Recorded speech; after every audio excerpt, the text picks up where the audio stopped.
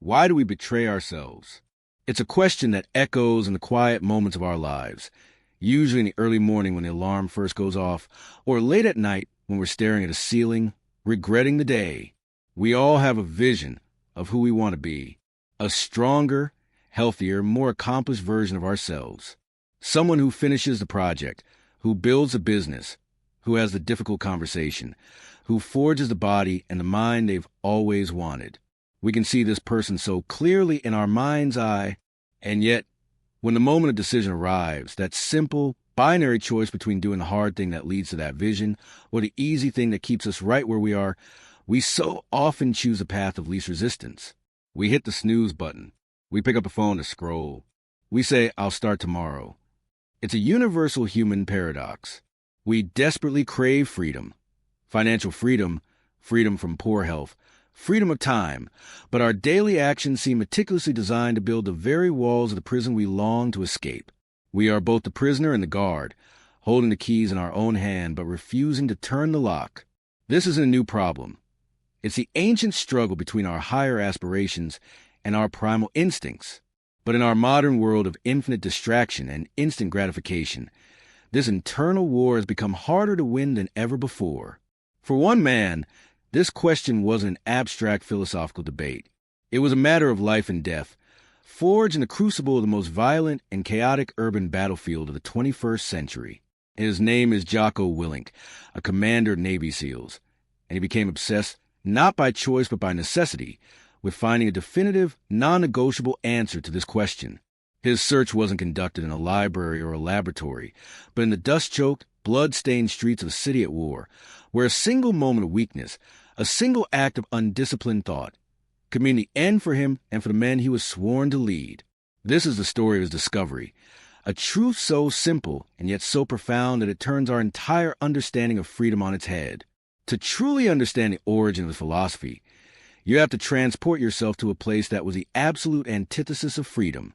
Imagine Ramadi, Iraq, in 2006. This wasn't a conventional war zone, with clear front lines.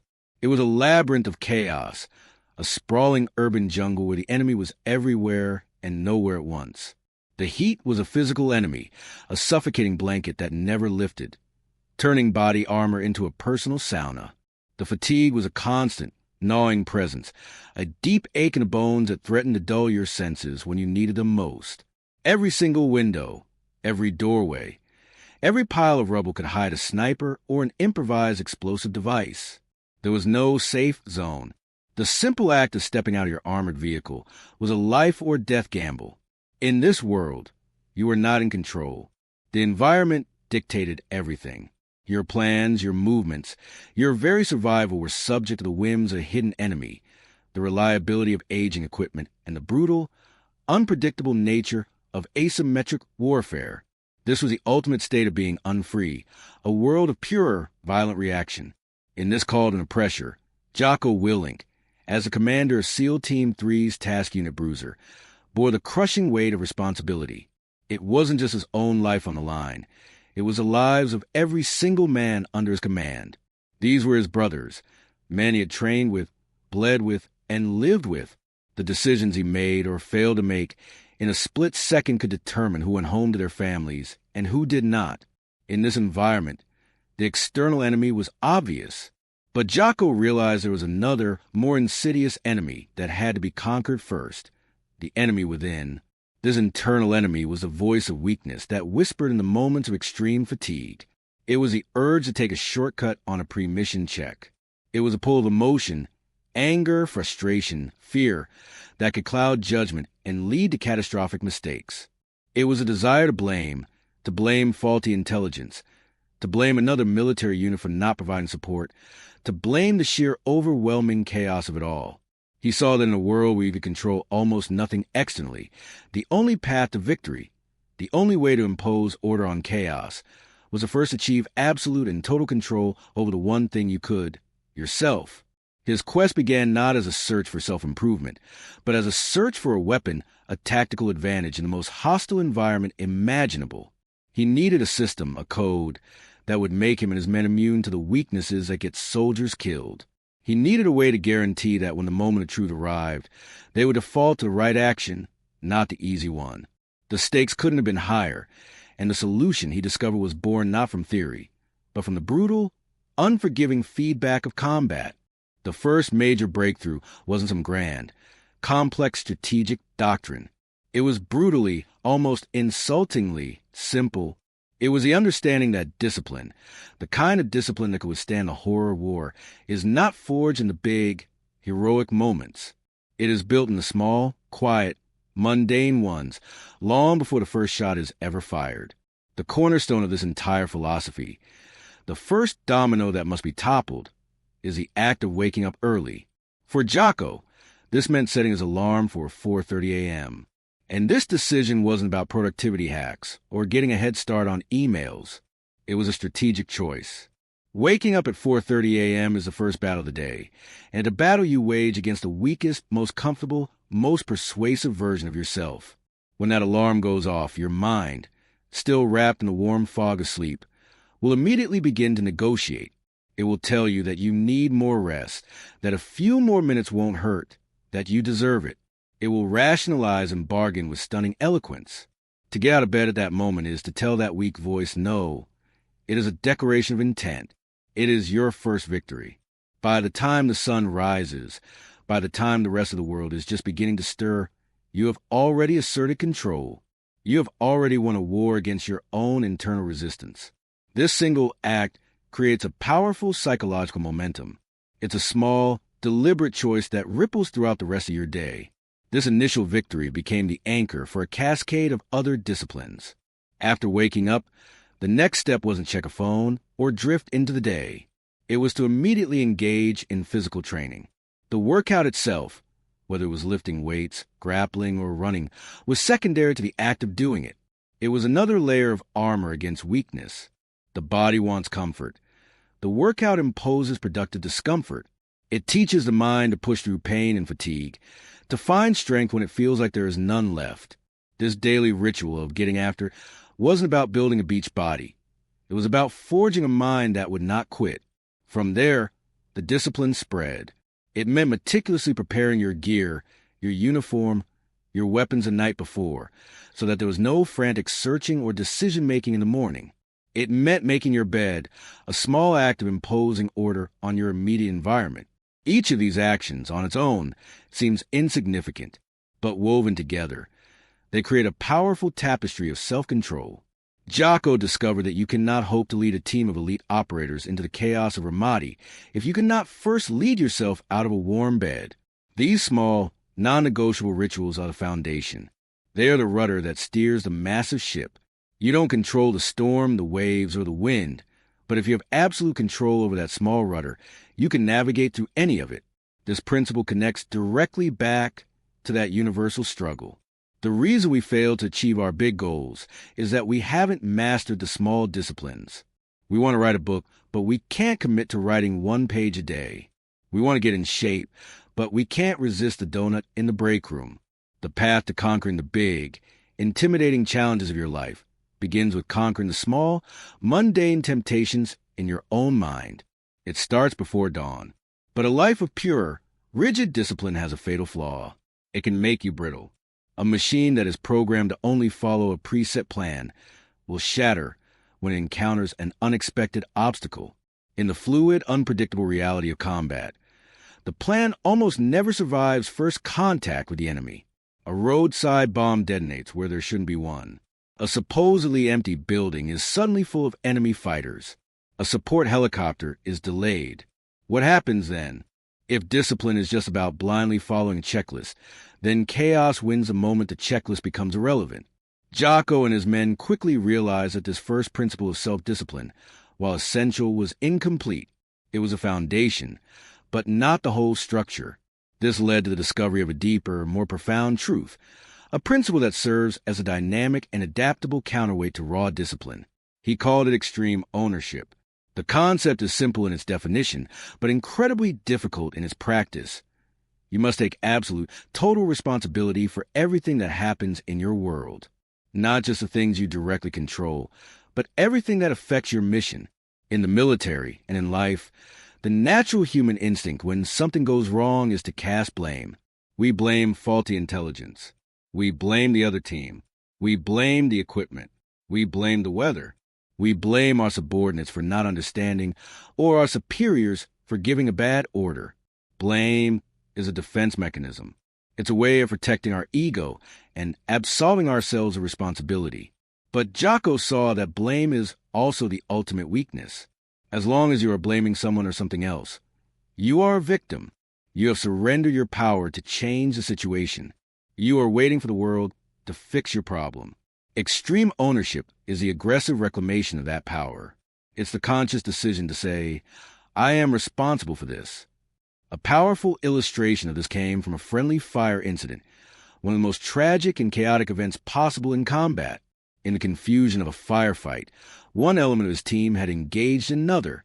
A friendly Iraqi soldier was killed, and one of his own SEALs was wounded. In the aftermath, the temptation to blame was immense. One could blame the confusing layout of the buildings, the darkness, the stress of the firefight, the other unit for being in the wrong place. There were 100 valid excuses. But in the debrief, Jocko stood before his men and his superiors and said, simply, this was my fault. He explained that as a commander, he was responsible for the mission's complexity, for the communication protocols, for the contingency plans. He owned all of it. The effect was transformative. The blame game stopped instantly. The focus shifted from defending egos to analyzing the problem. How could we have communicated better? What could I have done to provide more clarity? The act of taking ownership didn't assign him blame in a punitive sense. It gave him the power to lead the solution. If the problem was his fault, he could fix it. He could implement new procedures, new training, new communication standards to ensure it never happened again. This is the crucial interplay. Discipline gets you out of bed and builds your internal fortitude. Extreme ownership is what you do when the world punches you in the mouth despite your best laid plans. It transforms you from a rigid follower of rules into an agile and adaptive leader. It's not just about doing a workout. It's about owning the fact that your diet wasn't right when you don't see results and then fixing it. It's not just about showing up to work on time. It's about owning the failure of the project and finding a way to salvage it rather than blaming your team. It is the understanding that the only true path to control in an uncontrollable world is to take full ownership of your small piece of it. For years, these two principles, unwavering internal discipline and absolute external ownership, were the twin pillars of his operational code. They worked in tandem, reinforcing each other. Discipline built the individual warrior, and extreme ownership allowed those warriors to function as a cohesive, adaptable team. But the true aha moment, the grand synthesis that tied everything together into one powerful, unifying idea, came from reflecting on the ultimate goal of all this struggle. Why endure the pre-dawn wake-ups? Why embrace the gut-wrenching burden of total ownership? The answer was freedom. And that's when the paradox resolved itself into a perfect, elegant equation. Discipline equals freedom. This isn't just a catchy slogan. It is a fundamental law that governs personal achievement and fulfillment. At first glance, the two words seem like polar opposites. Discipline is about rules, structure, and constraints. Freedom is about the absence of rules, the ability to do whatever you want. But this is a superficial, immature understanding of freedom. The freedom to eat whatever you want, whenever you want, doesn't lead to true freedom. It leads to the prison of poor health, low energy, and medical bills. The freedom to spend your money on impulse doesn't lead to financial freedom. It leads to the prison of debt, stress, and being owned by your possessions. The freedom to hit the snooze button and procrastinate doesn't give you more free time. It creates a prison of frantic deadlines, crushing anxiety and unfinished work. True freedom is the opposite. It is the space and the capability to pursue what you truly want in life. And this kind of freedom is not given. It is earned. It is a direct byproduct of discipline. The discipline to manage your finances, to say no to frivolous purchases, creates financial freedom. You are no longer a slave to your next paycheck. You have the freedom to take a risk, to change careers, to weather a storm. The discipline to train your body and eat well, even when you don't feel like it, creates physical freedom. You have the energy to play with your children, the strength to move your own furniture, the health to live a long, active life, free from preventable disease. The discipline to wake up early and attack your most important task first creates freedom of time. You aren't constantly behind, stressed, and reactive. You create margin in your day, allow you the freedom to be present with your family, to pursue a hobby, to simply think. This is the grand synthesis. Discipline isn't the enemy of freedom. It is the path to it. The structure and the rules you impose on yourself are not a cage. They are the scaffolding you build to reach higher than you ever could without them. An undisciplined musician is not free to create beautiful music. They are trapped by their own inability to play the instrument. It is only through the grueling discipline of practicing scales and theory for thousands of hours that they earn the freedom to truly express themselves, to improvise, to create. The structure sets them free. And when you combine this with extreme ownership, you achieve the ultimate form of liberation. You are not only free from your own internal weaknesses, but you're also free from the victim mentality that traps so many people. You're no longer a slave to circumstance. You are the master of your response. You are free to act, to lead, and to shape your own destiny. Our journey began in the chaos of Ramadi, a place where freedom was a distant dream, and it ends with a simple, powerful equation that hands the keys to that dream directly to you. The story of this discovery, forged in the fires of combat, provides a clear and undeniable blueprint. It's not about becoming a Navy SEAL. It's about applying the same core principles to the battlefields of your own life. The path forward begins with one small, decisive victory. Don't try to overhaul your entire existence overnight. Pick one thing. Set your alarm for 15 minutes earlier than usual. When it goes off, get up. No negotiation, no debate. Just get up. That is your first win. Then, stack another small discipline on top of it. Do 10 push-ups. Prepare your coffee and your clothes the night before. Conquer these small territories first. Let these victories build momentum, creating a cascade of discipline that will begin to transform your days. As you walk this path, you will inevitably stumble. A project will fail. You will miss a workout. You will fall back into an old habit. In that moment, do not make excuses. Do not blame the world. Practice extreme ownership. Look at the situation, and no matter the external factors, ask yourself, what could I have done differently to get a better outcome? Own the failure, learn the lesson, and get back on the path. This is a work. It's a choice you have to make every single day. You can choose the easy comfort of indiscipline, which leads to the long-term pain of regret, stagnation, and a life half-lived.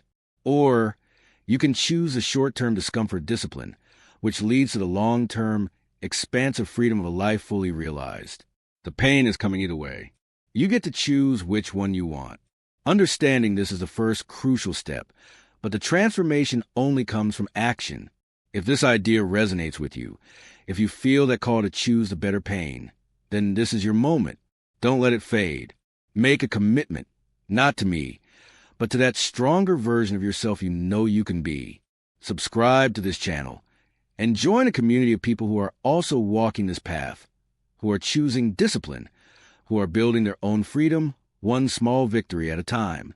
The path isn't easy, but you don't have to walk